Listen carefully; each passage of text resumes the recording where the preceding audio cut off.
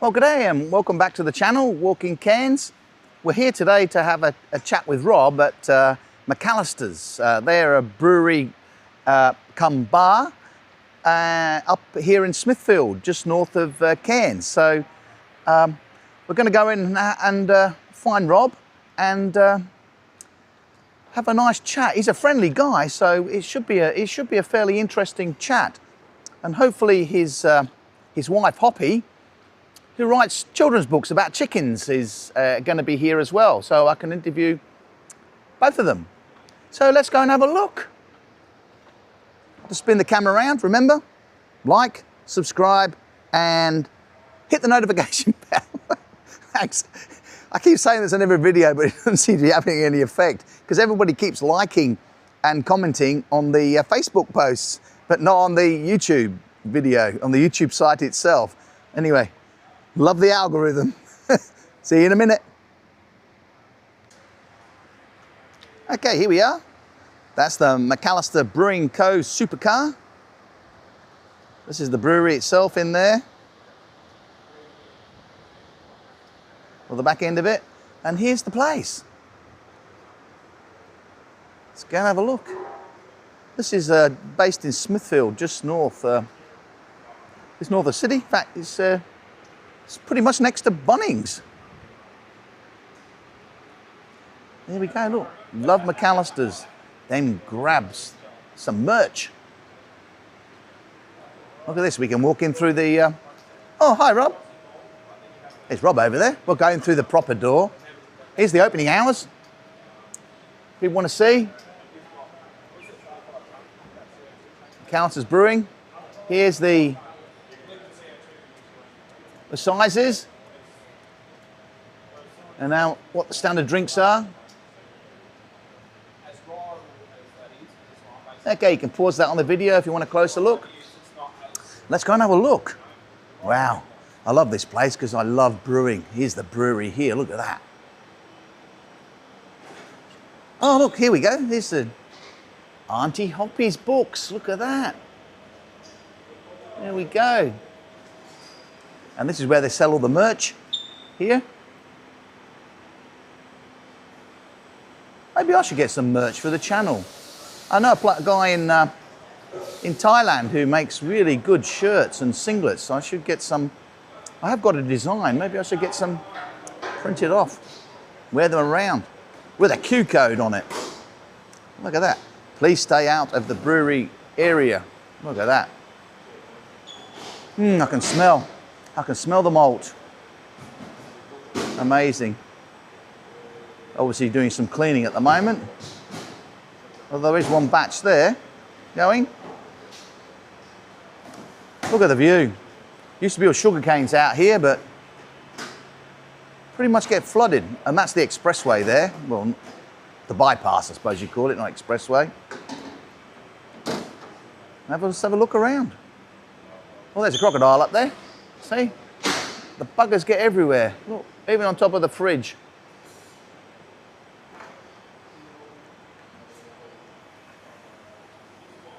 Have to sit somewhere. It's a big place. Didn't used to be this big. I can smell the malt. Oh, it's nice. Oh, here's the brewing process here. Look at that. Maybe pause the video. And that's what they do. That's how they do it. Macalister's Brewing. Yeah, they have comedy evenings out here as well. But look at that view.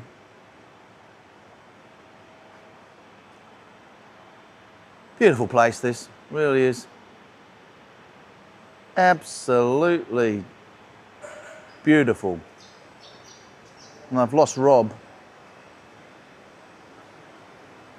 So we'll have to try and find him again. Oh, there he is. Out there.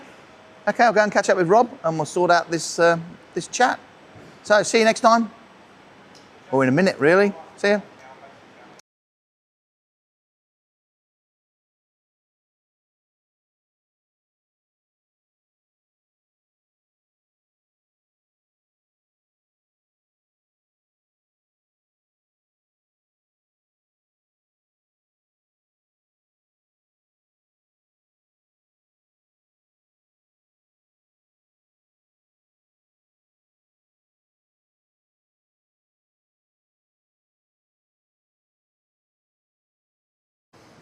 G'day and welcome back to the channel.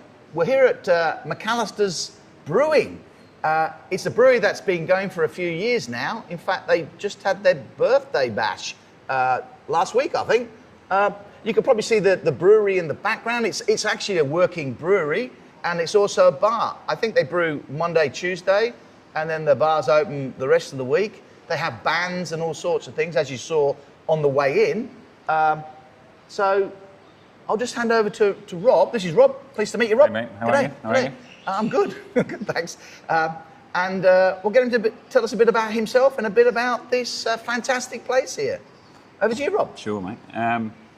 Rob, surname's not actually Macalister. A lot of people think that's my name. I did originally too. I get called Mr. Macalister a lot. I'm actually Rob Callin, which is a name that comes from the Isle of Man. It's a Manx name. But we chose not to use Callin as the brewery name, C-A-L-L-I for igloo, N for November. People read it and they say call-in, so we'd have been the call-in brewery, and I didn't like the sound of that. Yeah. So we named Macalister Brewing Company after the Macalister range, which you can see out of the window, and that range is the Coranda range to the locals, but it's actually called the Macalister range, so that's where the name came from. So we've been here 8 years now. So we opened in 2017, and been a long journey. I can remember when you opened. We were a lot smaller. It was 8 years since we wow. opened. We were a small little venue with 40 seats and one section of the building that we occupy now. We now occupy all 4 sections of the building. And so we've grown a bit over the years. And all of this came from a home brewing background. Yes, a background that I sort of come from, but I had the aspirations that you've got, but obviously not the will. I got a bit carried away, and I think part of it is my background. So I was the high school chemistry ducks in school. Oh, so wow. that was my subject I was good at. And I went to Leeds University in the UK and studied chemistry. And following that, worked in the chemical industry in the UK. And then was lucky enough to come on holiday to Cairns and fell in love with Cairns. And so that was 20 years ago. And no chemical industry in Cairns, so went off and studied and became a school teacher. I was a high school chemistry teacher at Smithfield for about 10 years. Oh, yeah. And I was brewing beer at home. As you do. As you do, yeah. And won a few of the competitions locally, and then a few Brisbane, Queensland competitions, and then a couple of state wins and a couple of national wins. And decided I'd go study brewing, so it's the 3rd degree. Studied brewing at Ballarat University. We were just talking about Ballarat. I studied at Ballarat, and and then we decided we probably knew enough to open the brewery. And my wife Hoppy was kind enough to let me sell the house, and off we went. That's history. Wow. His wife Hoppy writes books on chickens. I've been here before talking chickens with Hoppy. She's got these books on chickens, children's books. Yep. Yeah. I was hoping she would come and join us for the interview, but available on Amazon. Yeah, she's a bit available on Amazon. Yeah, she's a bit shy, so she didn't want to come. With your home brew, how do you control the temperature up here? You have to keep your beers cool up here. Yeah. So if you're brewing in the cooler states, a lot of people have little heating packs to keep the beer warm enough so that it ferments. In Cairns, you need to ferment your home brew in a fridge. Yes. Controlled at about 20 degrees, otherwise it gets too warm and doesn't taste good. Yeah. See, when I built the new house, I was going to build a shed, but I haven't got around to it yet. And a quarter of the shed, I was going to put that like freezer or fridge paneling on it, so I could actually start my brewery in there. Yeah, that's the way to do it up here. I haven't got round to it yet. Otherwise it's too warm. In fact, that's the thing that's put me off. It's too warm. The fermentation just runs wild. It's never too warm for a cold beer, though. Oh, that's never too warm for a cold beer. No, not once it's cold. Brewing is a bit of a problem there. So what do you like about Cairns? I ask everybody this. What do I like about Cairns? Yeah.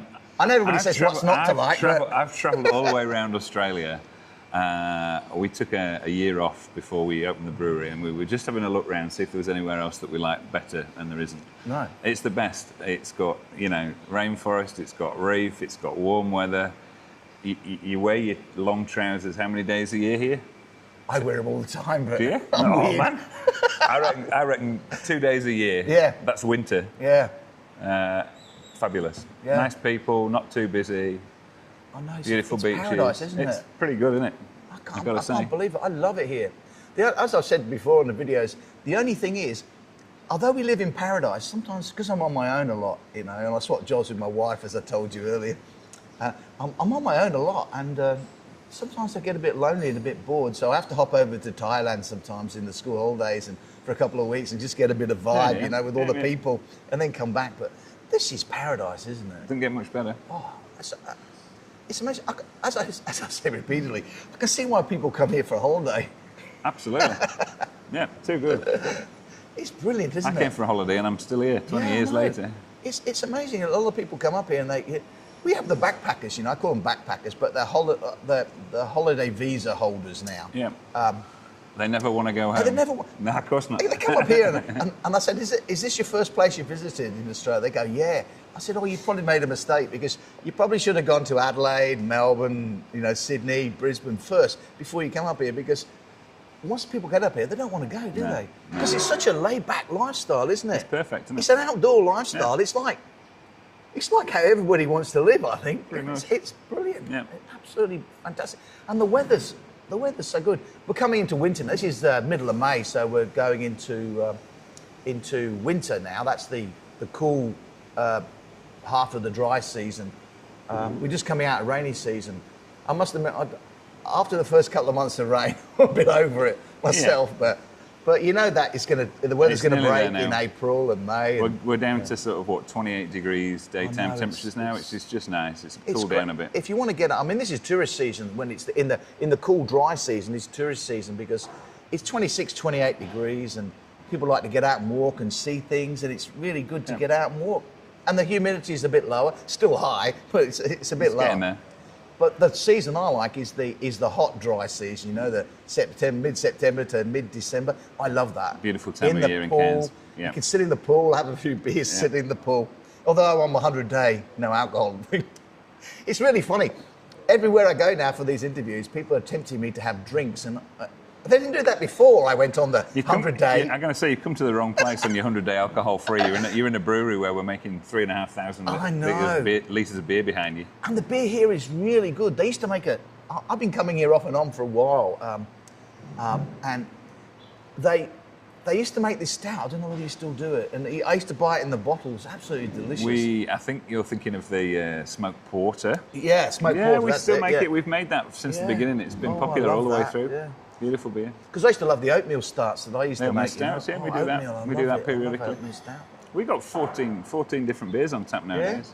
Yeah? 2 English hand pulls, which is unusual. I don't know of any other proper traditional hand pulled ales north of Brisbane. So I know the last time I came, it was a bit of a while ago actually. They had a hand pull on the tap, and you've got that fizzer, as I call it, on the sparkler. Yeah, and it pours it like a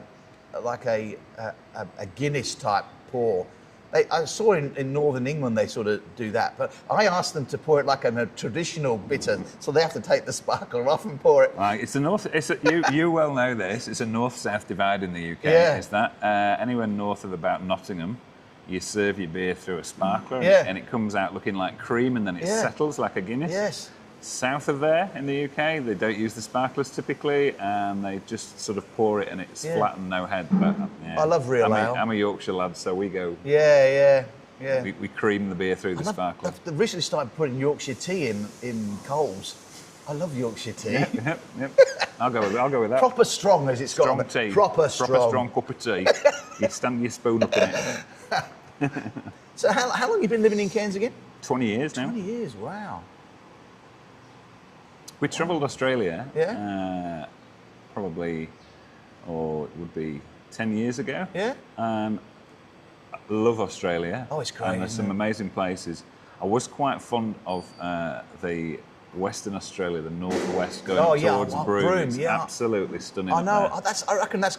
I've been saying for the last 20 or 30 years that's going to be the next tourist place in Australia. It's beautiful, but it's a long way from anywhere. But it hasn't really developed, It's such a long way from anywhere. It's just geographically, there's Broome, and then there's not much for a long way. No, not much at all. And when we're talking a long way, we're talking Australian long way. Yeah. So a day's car drive, more or less, to anywhere, isn't it? That's like from one end of Europe to the next. Just about. Yeah. Or from Moscow to London, sort of drive.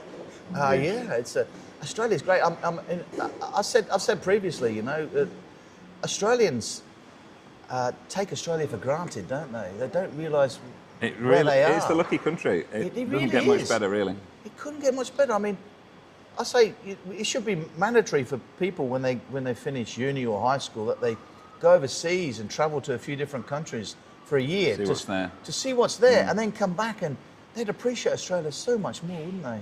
Mate. I can't say enough good things about Australia, and Cairns is like four more steps up the ladder, isn't it? Absolutely. That's absolutely amazing. Well, okay, let's get on to your business. Now, when did you open this? So we've been here since 2017.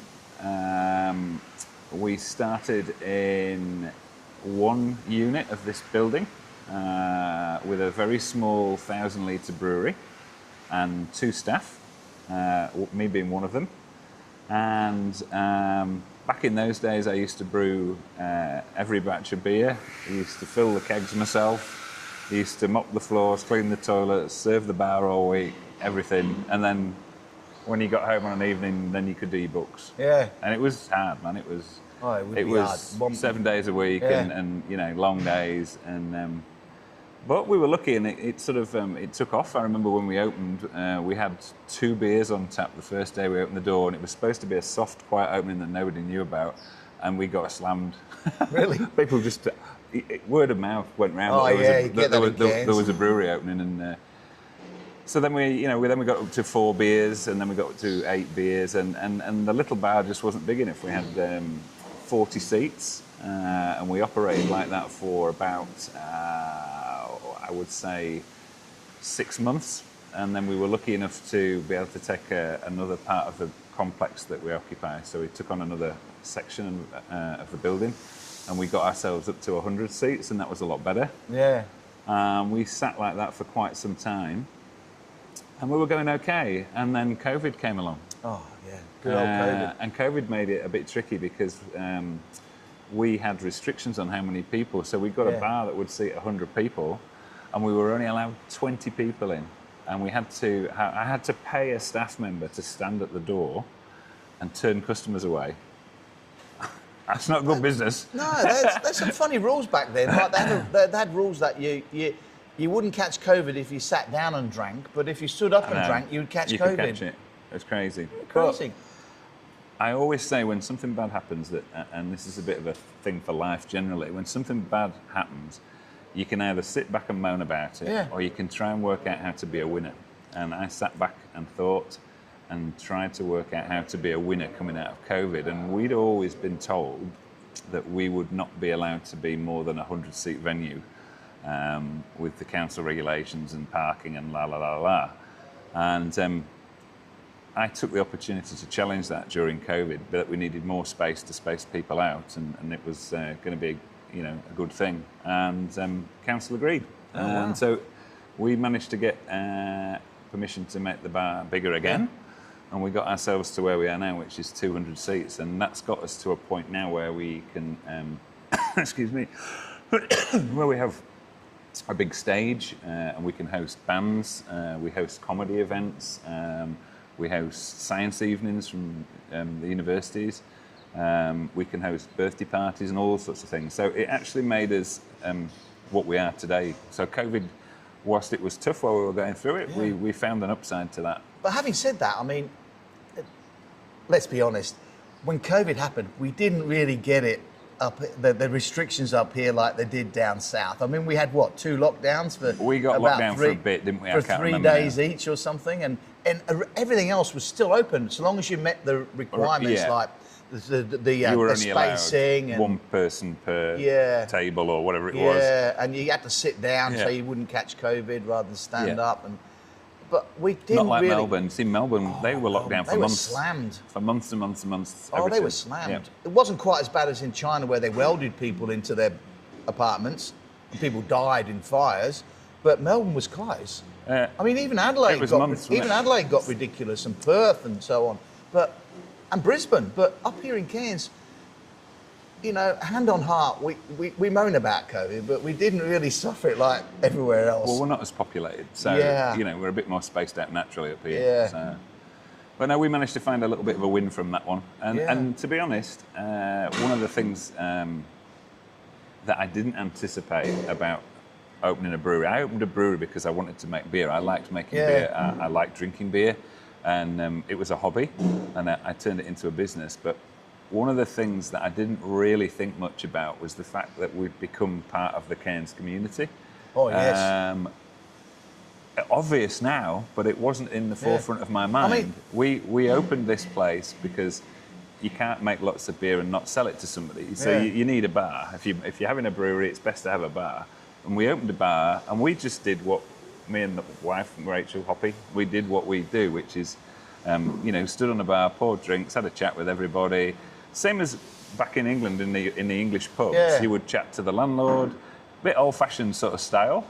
And we just did the same here, but people seem to love it. It's not like going to the big supermarket chain pubs where you might not necessarily have a landlord. You've got staff that are just serving on, and so we became part of Cairns, and we have all sorts of groups come here that have. It's been lovely. We've got people that have met here. We've got people that have become friends with other people here. That people now go on holiday with friends that they met in our bar. It's become part of the fabric of the Northern Beaches is this place. But I think you've got you and Hoppy have obviously got the right personality, and I think if you're gonna run a bar, you know, as a so let's call it the landlord of the bar. You need to like people. You got to have the right personality. You got to have a bit of a chat. I see so many people running bars even in Cairns and elsewhere in Australia, and you think, why the hell are they running a bar? They've got no personality whatsoever. They call it hospitality, and you need to be hospitable. You need to be friendly. You need to be friendly and nice and chat with people about anything. It's not hard, is it? It's not hard. Well, I don't find it hard. As you can tell, I chat. You know? We typically don't employ people on resume and on history of working in the hospitality industry. I tend to employ people that I like. Yeah. Because you can't teach nice. You can't teach nice. Nice and friendly. Nice and friendly. And outgoing and chatty, you know? That's not a skill that's easy to teach. No. You've either got it or you haven't. You've either got it or you haven't. I can teach you how to pour a beer. Yeah. You got it or you haven't. Yeah. And some people, you know, they're pouring your beer and you think, I think, mate, you're probably a bit too miserable to be working wrong profession, mate. in the bar. Probably want to be sat on the other side of the bar. Yeah, that's right. That's what I think. It's jealousy, yeah. Envy, you know? Yeah. But your name has spread. I mean, it's not been that long, really, has it? I mean, I remember coming here, you know, in about 2008, 2017, actually. 17 was when we opened, yeah. Because I came to Cairns in 2016 from Abu Dhabi, and it would have been in the next year that I came here, you know. And you were just not known at all. But now, your beers are served in so many pubs. We've probably got 50 or 60 venues in the far north that take our product now. So it's been popular. Yeah. And we didn't really set out to do that. It sort of chased us down a bit. We were asked by a few venues if we would supply them beer. The first two venues I remember because I delivered all the kegs myself back in the day. On your horse and cart? In the back of the Hilux. In the back of the Hilux, actually. It's Cairns, man. You got to have a Hilux. You got to have a Hilux. So, I got an Isuzu. Oh, mate. I'm a Toyota man. Yeah, anyway, so am I. But I got the D-Max instead. They're pretty good. But I remember loading the old Hilux up with the first two kegs of beer. We took one to Ellis Beach Bar and Grill back in the day. They were the first. I've got a video on them if you want to have a look. That was the first drop. Yeah. And then the second drop off was at the Kuranda Hotel. And 8 years on, we still supply both of those venues with beer. Is that the one overlooking the railway station? Yeah. Yeah, it's a nice hotel, that. Yeah. And from there, we've ended up people asking if we'll supply other places. Yeah. And we just let it grow gradually for the first 3 or 4 years. And we were building up a fair bit of trade. We've now got a lad called Luke that works. Well, Luke's worked for me for nearly 8 years now, but he's progressed through the ranks from coming in here for a beer one afternoon and doing an odd bar shift for me to fully trained brewer, and then he's progressed to be my sales and marketing manager, which sounds very glorious. I think we call him a business development manager. Yeah. It sounds very fancy. He does do business development on Wednesdays. Thursdays and Fridays, he also delivers all the beer out the back of the truck, but which is good because it means he goes around and sees everybody, and he's a really nice bloke, and he makes sure that everything's all good and so on. And then he works the bar Saturday. So he's got quite a varied week. Yeah. But thanks to him, we've now got, I think we've about 60 venues in the Cairns region that we supply. That's a lot.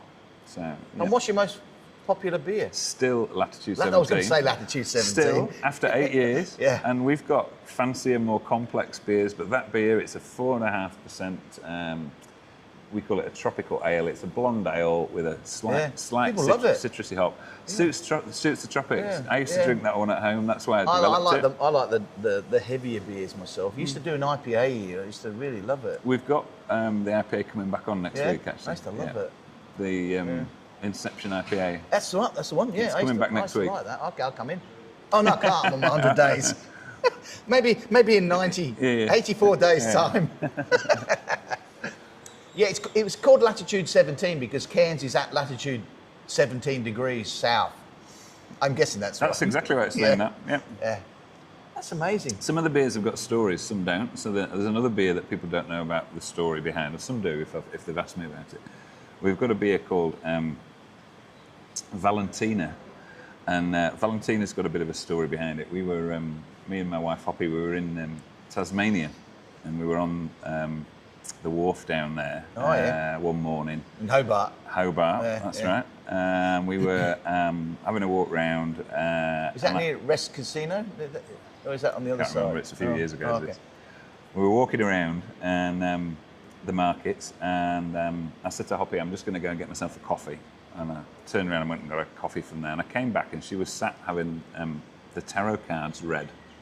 And I thought, oh shit, this can't be good. Yeah. She was a bit worried about things. She'd been having strange dreams and whatnot. And the lady turned over... About chickens. Well, all sorts of stuff. But the lady turned over the death card. Oh my God. And I thought, oh God, here we go. Now I'm going to have to deal with all this. And she said, it's not the death card. The death card doesn't necessarily mean death of that. She says, what I can see in your future is the death of your current lifestyle. I can see in the future that you're going to have a successful business, a brewery maybe, a bar. Oh, you mentioned brewery. All right. Oh. And I was like, no way. How? Anyway, so the psychic that told us that was called Valentino. And I've never told her that I've named a beer after her, but if she's any good, she'll know. Oh, that's right. She would know, wouldn't she?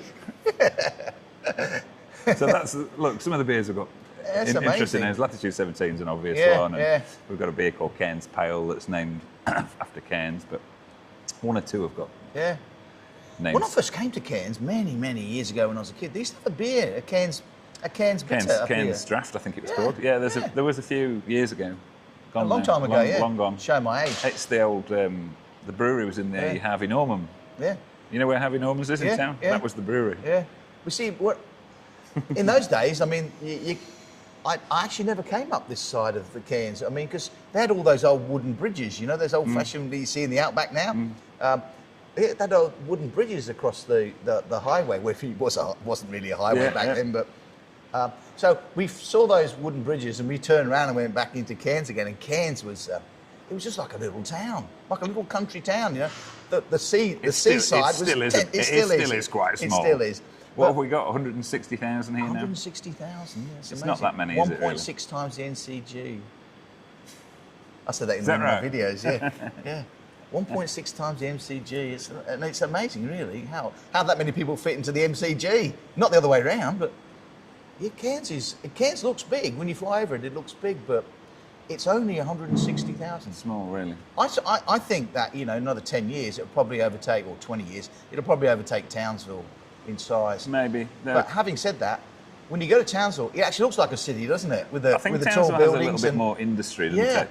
But it looks like a city, whereas Cairns, when you go into it, it looks like a town, doesn't it? It's still a country town almost, isn't it? It's growing. It is, yeah. But they have done wonders with Cairns. I mean, the council, we pay a lot of rates, I know, but the Cairns Council look after the place amazingly. They do a fabulous job, don't they? It was one of Yeah. the things when we first came to Australia, and Cairns in particular, we noticed all the beaches have little parks. They're beautifully kept. The council provides free barbecues. Oh, no, free. In Adelaide, you have to put 20 cents in the thing, and it's electric. Here, it's free gas. Free. Yeah. Great. I know. Really good. And the council, I mean, if something goes wrong, especially in town, in certain hotspots like Trinity Beach, Palm Cove, or in the city, the Esplanade, you know, if something goes wrong, like there's a cracked pavement or one of the boardwalks is getting a bit warm, mate, they're in there the next week fixing it. And the swimming pool, the lagoon yeah, I know, in it's town, wonderful, isn't it? free swimming pool is absolutely fantastic. It's amazing, and it looks like the beach. You know, it's gorgeous. It's great. We used to take the kids there when they were little. My kids are now on a lagoon. 18 and 20 just the about. The lagoon is fantastic. And we used to take them down there when they were tots and just sit in the pool, free swimming pool, on the waterfront, looking out over the ocean. Beautiful. I was speaking to Brett Olds. In fact, there's an interview or a chat with Brett Olds on the video if you want to have a look. And he was saying that there was such overwhelming opposition to putting the lagoon in. Is that right? Yeah. Oh. And now it's in. You try and take it away. Everybody you try and take it away. Yeah. If council say, well, we're going to fill it in now, there'd be such an outcry. Yeah. Yeah, it's amazing. But it's not like Townsville. The council in Townsville, I mean, I used to go to Townsville for business, you know, because we used to have a campus down in Townsville. And I used to stay at the Aquarius, and it was on the Strand. When they get problems with the Strand there, the council are very slow to fix it. It's not like Cairns where they're out there with a shovel and a spade the next day fixing it. In Townsville, they seem to let it go for a long time. So they really look after the place. Yeah. And how's Hoppy's books going? We've got 3 of them published. Are they all about chickens? They're all about chickens, wow. and they are now. We've got 3 of them loaded up on Amazon. You can actually buy them on Amazon. So, Auntie Hoppy's Garden is the series. Oh wow! She's got 9 in the series, and we've got 3 loaded up so far, and the next 6 are coming soon. My wife brought some chickens home sometime, not last year, the year before. So I'm one of these people that I still get into a fad, you know. So I brought the incubator and I bought some eggs and I got them all. And how many chickens have you got now? Well, I started that. Eventually, I got 18 chickens out. 18 chickens. Now, the goanna ate 2 of them. Oops. The goanna ate 2. Snakes? The amethystine python. I'm going to say these pythons, they're about 4 or 5 meters long, these pythons. In fact, I might put a picture of one on my kitchen table up, because once you've got chickens, you tend to get a lot of these snakes. Yeah, absolutely. We got one living in the garage, actually. He lives under the fridge, keep warm. It's huge. So the snake got, I don't know if it's the same snake, but the snake got, I reckon, 6 to 8 chickens. Yeah, you got to lock them up. And I went out there trying to get the chickens. I was out there trying to pull the chickens out of the snake's mouth while the snake's trying to eat them, you know. So I've got the snake and I've got the chicken trying to pull it, and he can't get it out. Nah, so there you go. Once the snake ate the chicken, and the chicken got a third of the way down the snake, and the snake couldn't get out because the snake was too big now to get out. To get out of the pen. Out of the pen. Yeah. So I had to wait for this snake to eat the chicken and then disappear. And the thing that surprised me, though, do you know what ate the most chickens? I would have gone for snakes. Hawks? Have you had lots of seagulls? Seagulls, yeah. I didn't realise we had any seagulls. We get hawks. They used to sit on the bloody gum trees outside my property. Watch. And swoop down. They'd come down and they'd take the big chickens too. Yeah. They took all the rest of the chickens. Yeah. Ate them all. I couldn't keep the seagulls away. No. You learn the hard way. So I've given up now. I said to my wife, no more chickens. Yeah, it's a bit heartbreaking when you lose, and we've lost a few to snakes and we've lost a few to hawks over the years. But we've got a bit of a routine now. If you keep chickens in Cairns, we found the best thing to do. You've got to have a snake-proof pen. Yes. At night. And you've got to have a cover. And you've got to lock them in. Yeah. On dusk. On the dot. Yeah. Because as soon as it goes dark, the snakes start to move. Oh, that's right. And they'll come and get them. Oh, they're amazing, these snakes. I don't know how they do it. Huge, big creatures, 4 meters long. Yeah. Bodies that are, this huge. wide. and then they can swallow a whole. I once saw a amethystine python swallow a small wallaby. Yeah. In one. Amazing. Well, apparently they eat your cats. Oh, easily. People up in Kauai were telling me a while ago that they ate 2 of their cats. Oh, small dogs even, yeah. Absolutely. I mean, these things, no joke, I would say their head size is about the size of my 3 fingers. And yet they're going to eat something this big. Their jaws will just open. They're just like detach and disconnect, and they can open their mouths. Huge. It's absolutely amazing. I mean, on there spraying water at this python trying to get the chicken out. How do we get onto snakes? I don't know. Talking about Brew. Oh no, your chickens. Yeah. Chickens, yeah. So you live local, do you? Redlinch. Oh, Redlinch. Nice place, Redlinch. Nappy Valley, they used 10 to minutes call from that. here. Yeah, well, we brought our kids up in Redlinch. It's a nice family area. Yeah. But we've not moved out. No, We Redlinch is like nice. Redlinch Valley, it's just to the, let me see, it's towards the northwest side of Cairns. It's where a lot of families are, you know, not rather than the Northern Beaches here. The Northern Beaches sort of is being, let's say, certain areas have been overpopulated with retirees and older people, but except for Trinity Beach, that's got more of a family vibe to it. Redlinch certainly has. I like Redlinch. It's a nice No, spot. lots of people yeah, that we've live been there. there a while. Yeah. It's good. Oh, well, anything else you'd like to add? Come and have a beer at Macalister's. Yeah. Oh, do you do happy hours? We don't do happy hour. Every hour is happy hour in here. Oh, true, yeah. Good prices, $8 schooners, which is pretty good nowadays. Oh, in it is, Cairns. yeah. Yeah, It we're is, still yeah. we're still on $8. We started 8 years ago on $7 schooners. I held that for 6 years, I think, and I had to put the prices up a little bit, but we try and keep it cheap and affordable. That's the funny thing about Cairns, you know, the prices seem to stay steady for quite a while, don't they? And then all of a sudden they go up and everybody complains. Look, we're a locals-driven business here, so we're not. I would say 80%, 90% of our trade is from local people on the Northern Beaches because we're not in the centre of town where all the tourists are. Yeah. So we do get tourists and they do come here, obviously.